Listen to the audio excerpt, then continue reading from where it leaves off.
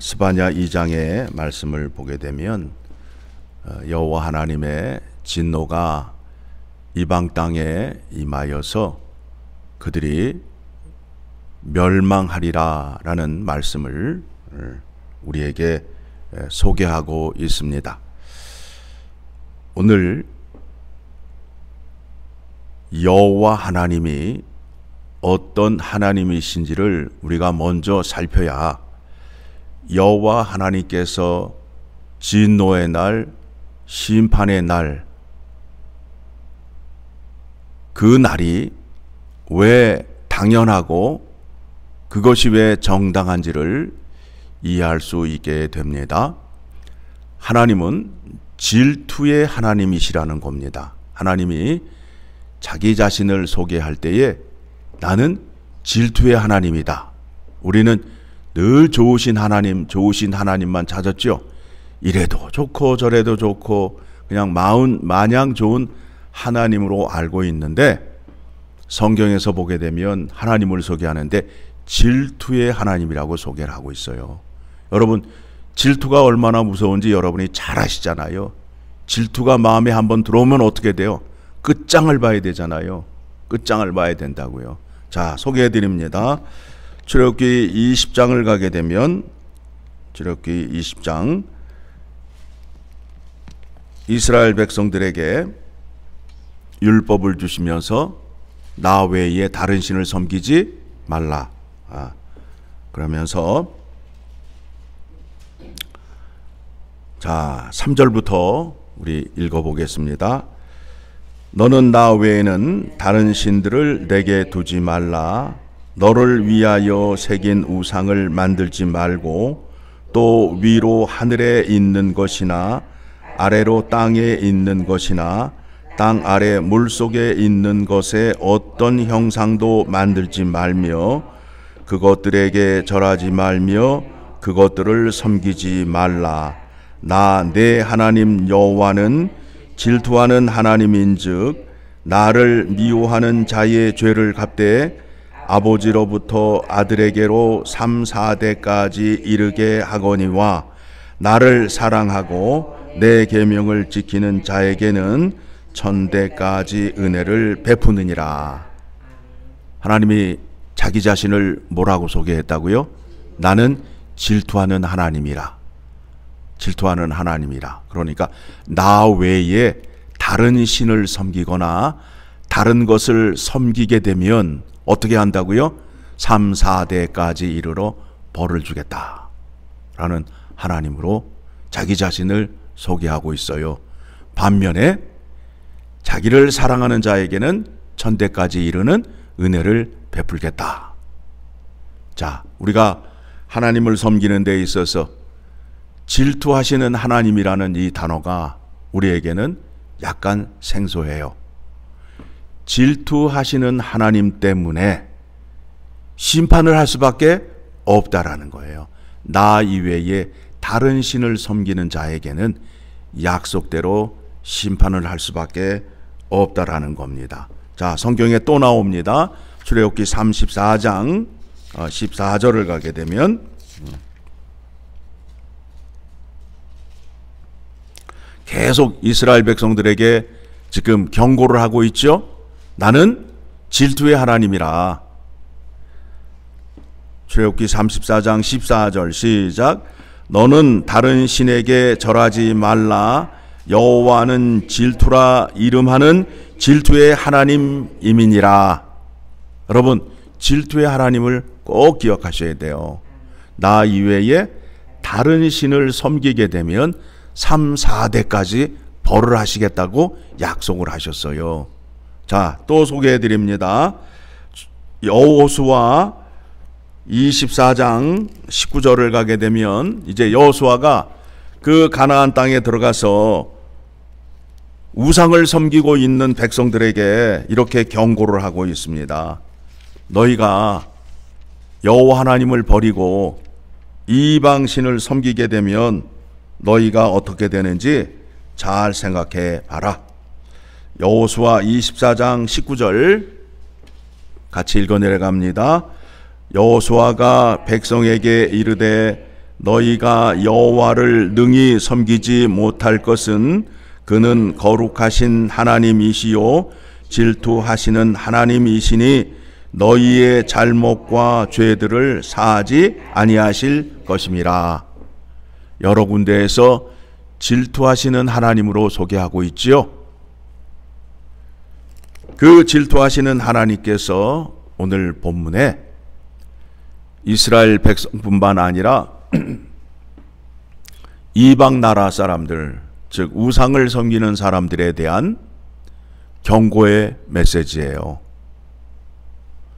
이스라엘 백성이라고 또 이방 사람이라 할지라도 나 외에 다른 우상을 섬기게 되면 나는 너를 반드시 심판할 수밖에 없다. 거기에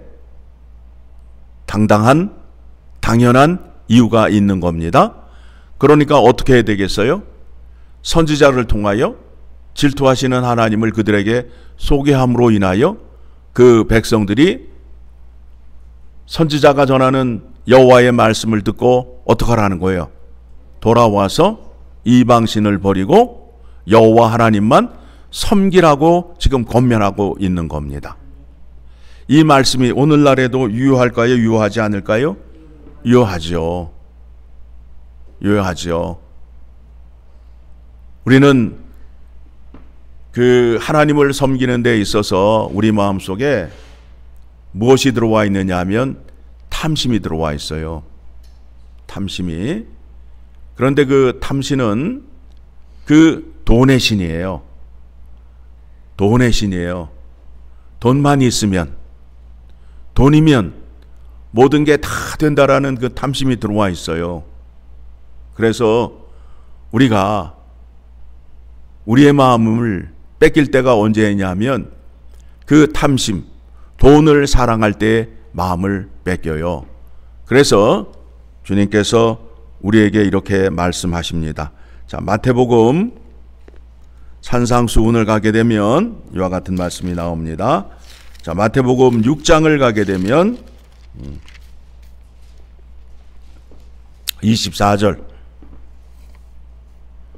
마태복음 6장 24절의 말씀 같이 봅니다.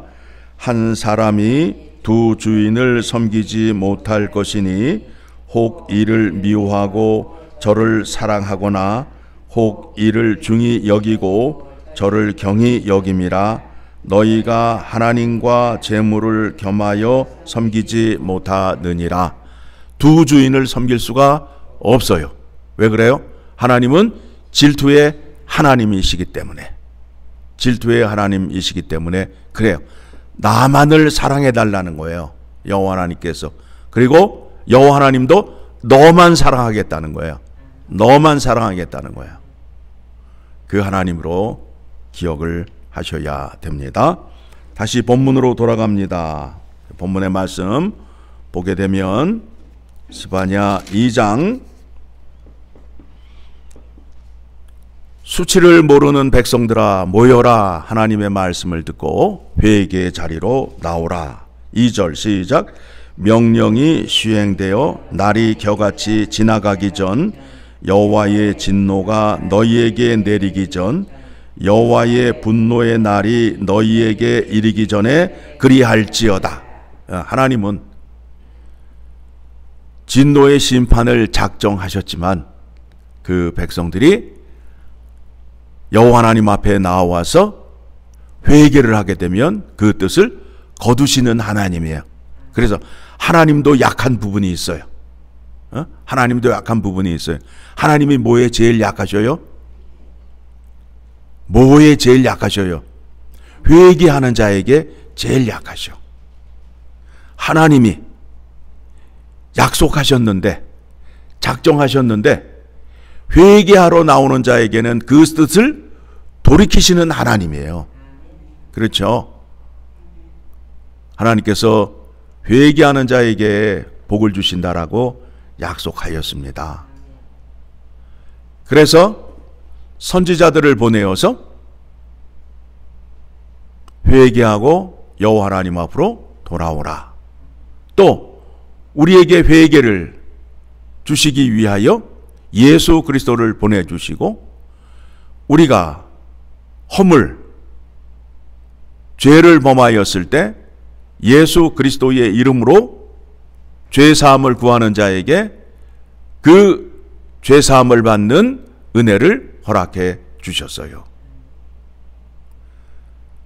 오늘 말씀을 통해서 확인하여야 할 것이 무엇이냐면, 여호와 하나님은 질투의 하나님이시다. 그리고 여호와 하나님은 회개하는 자를 불쌍히 여기시고 긍휼히 여기신다. 두 가지만 붙잡으시면 우리가 믿음 생활하는 데 있어서 승리할 수밖에 없어요. 이스라엘 백성이나 이방 사람들이 모르는 그 두 가지예요. 질투하시는 하나님, 회개하는 자에게 사랑과 자비와 긍휼을 베풀어 주시는 하나님을 모르는 거예요, 그들은. 그런데 우리는 알고 있어요. 알고 있어요. 그래서 우리가 기도할 때에 저는 오직 여호와 하나님 한 분만 사랑합니다. 나의 주인이십니다. 라고 고백을 하고, 나의 죄를 들고 와서 나의 죄를 용서하여 주시옵소서 라고 기도할 수밖에 없는 믿음을 갖고 있습니다. 이 믿음이 여러분에게 충만하여서 하나님께 사랑받고 복받는 여러분 되기를 간절히 소망합니다.